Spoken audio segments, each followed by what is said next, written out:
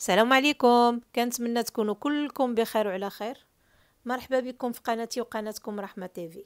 اليوم ان شاء الله فيديو جديد، وصفة جديدة غادي نشارك معكم زيت الزيتون منسمة بالاعشاب.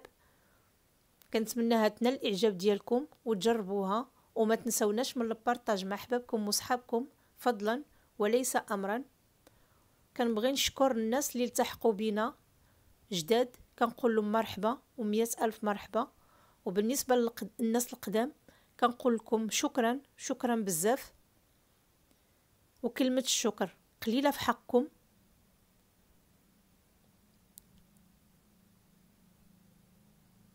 بالنسبة لهذا الزيت كنحتاجو عندنا ازير، وريقة سيدنا موسى،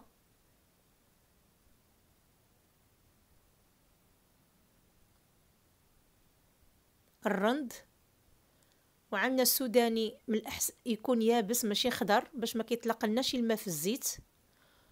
عندنا زيت الزيتون، وعندنا واحد رضومة الدجاج اللي كتكون معقمة، وعندنا اليبزر حبوب، وعندنا الزعترة والزعتر وفصوص الثوم.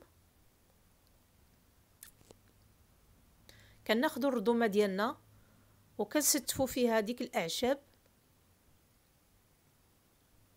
بالنسبه لهذا الزيت البنات، بما اننا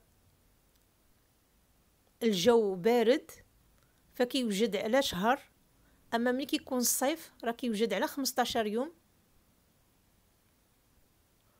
وبما اننا مقبلين على الشهر الفاضل شهر رمضان، الله يدخلوا علينا بالصحه والسلامه وطولة العمر،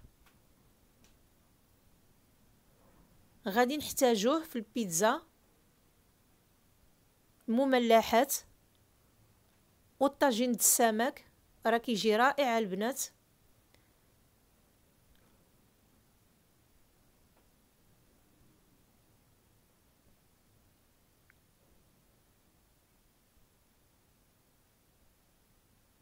كنوضعوا ديك الاعشاب كامله في ديك الرضومه ديال الزاج،